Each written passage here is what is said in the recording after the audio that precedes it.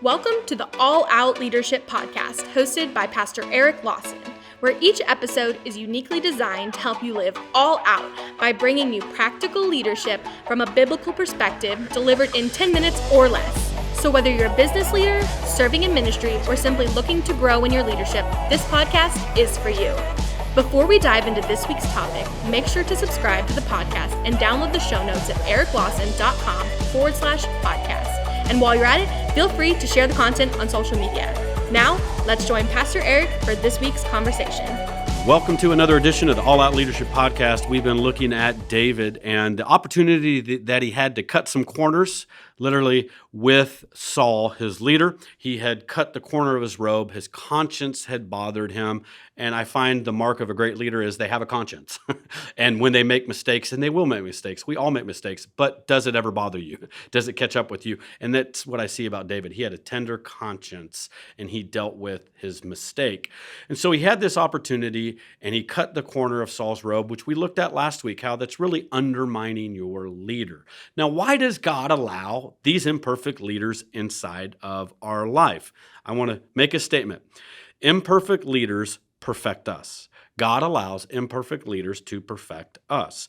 Now, when I think of a perfect leader, I think of Jesus.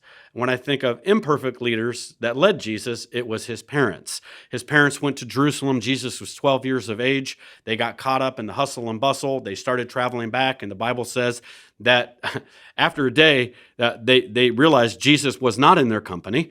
And then it took another few days to find Jesus. So 3 to 4 days had passed until they found Jesus. Look, that's called bad parenting. When you forget Jesus, like you got an assignment, God the Father says, hey, I'm going to trust you with my son. Could you take care of him? And you lose him.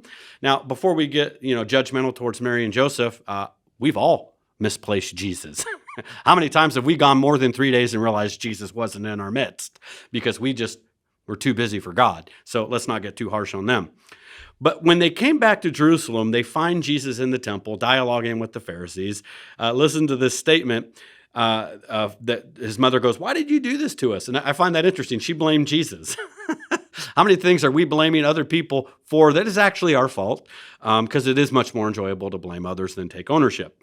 In Luke chapter 2, verse 50, but they did not understand the statement which he spoke to them, that I must be about my Father's business. Then he went down with them and came to Nazareth and was subject to them. And Jesus increased in wisdom and stature and favor with God and men. Jesus knew more about the subject, but he was still subject to them. Even though Jesus understood more than his parents, he's 12 years old, and he's the only teenager that actually was smarter than his parents. Now, every teenager thinks they are, but in human history, Jesus is the only teenager who actually was smarter and knew more than his parents. And you know what he did? He honored them. He respected the office that they stood in as his spiritual covering as mom and dad, and he went back. And he was subject to them, even though he knew much more about the subjects. And the result of him being able to submit to imperfect leaders was what? He grew. He increased in wisdom, stature, and in favor. When God allows imperfect leaders in your life and you know how to manage your heart, you know how to walk in forgiveness, you know how to do certain things, and we'll give you some tips here in a minute, here's what's happened. Ultimately, you're going to grow, God's going to use it, and you're going to continue to grow in favor and in wisdom.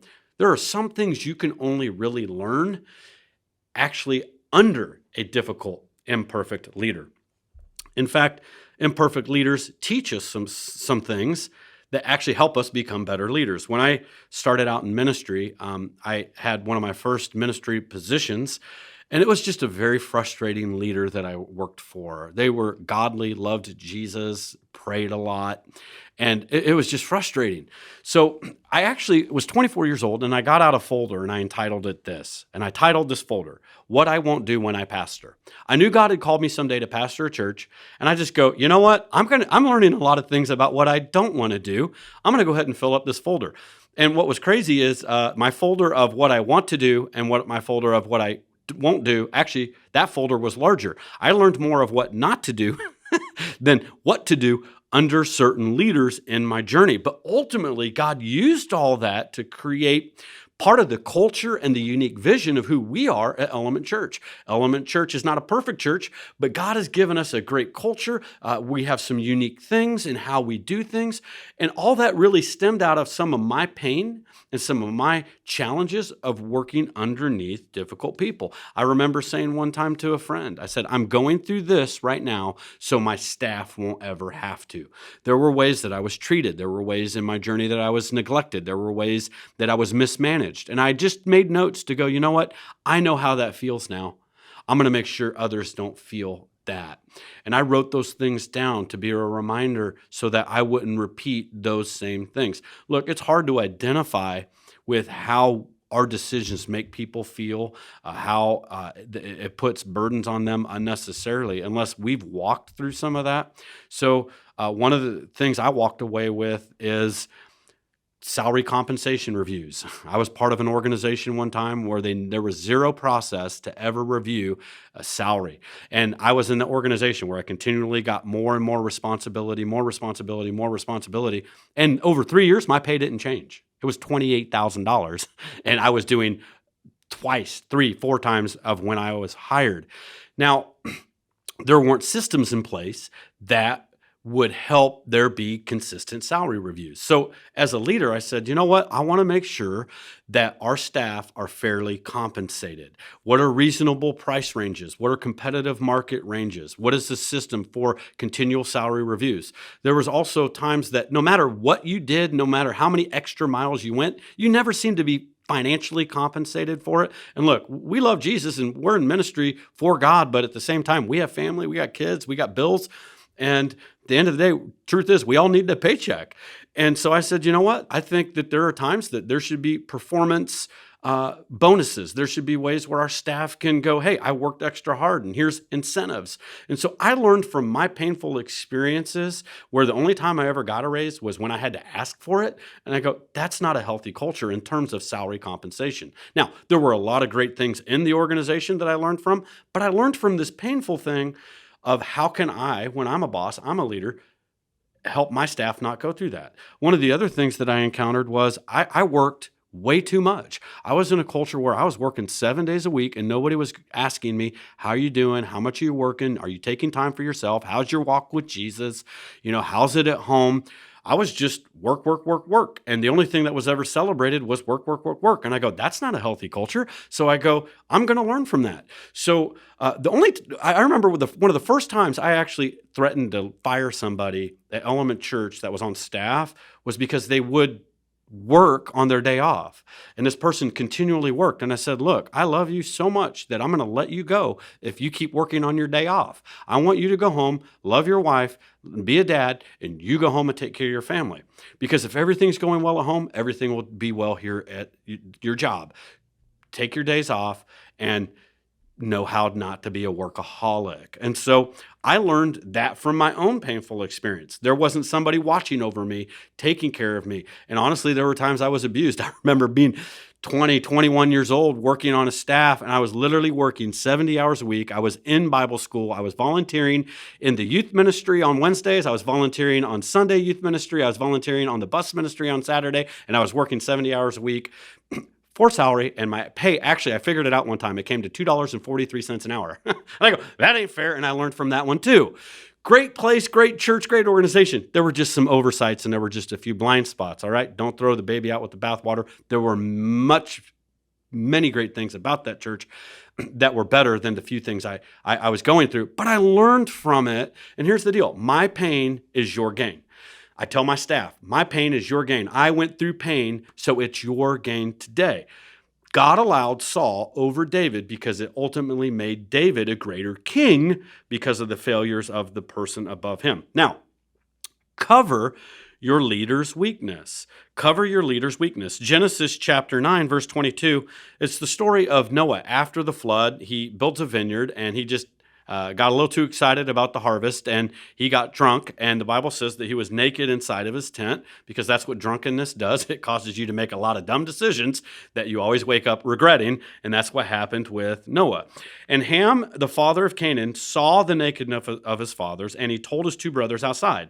But Shem and Japheth took a garment, laid it on their shoulders, and went backward and covered the nakedness of their father. Their faces turned away, and they did not see their father's nakedness. They did not go out as Ham did and go out and talk about his father's flaws. Ham was a ham because he exposed his father's nakedness. It's a privilege to get close enough to your leader to see your leader's flaws. And every leader looks great from a distance, but when you get up close, that knight in shining armor just turns out to be Shrek and some armor, all right? The closer you get to your leader, you're going to realize they're just a human, they're just a broken vessel that Jesus uses, okay? So it's a privilege to get close enough to your leader to see their flaws. Are you mature enough to manage that inside of your own heart? Or do you go out and to undermine your leader and talk about your leader's flaws? Look, when you get bent out of shape because your leader has flaws and shortcomings and inadequacies, it tells me you put too much hope in your leader and not enough hope in Jesus. Jesus is the only leader without flaws and the only leader that won't disappoint you. So, can you manage that inside of your heart? Now, something I have observed over the years from different staff, not all staff, but some, as they got closer to me, I'd find they'd get a critical spirit towards me because of this. They would measure their strength against my weakness. They had a specific strength that was stronger than me in an area, and they judged their strength against my weakness. And so they would get critical of me. And I go, hey, here's the deal. The reason I hired you was because you're better at that than me. I knew I had a weakness and I needed your strength. That's why I hired you. Here's what I would always also challenge them. I go, why don't you go ahead and try this? Why don't you measure your weakness against my strength? That's not human nature. We just want to judge others' weaknesses against our strengths. But know this, wherever your leader is weak, they are strong somewhere you're not. Now, a smart leader hires for their weaknesses.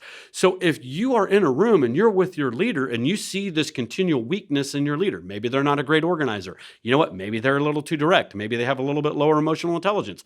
Maybe they aren't great people persons. Here's the deal. Chances are, if you're the people person and they're not, they knew that. That's why they hired you, because they hired you for their weakness.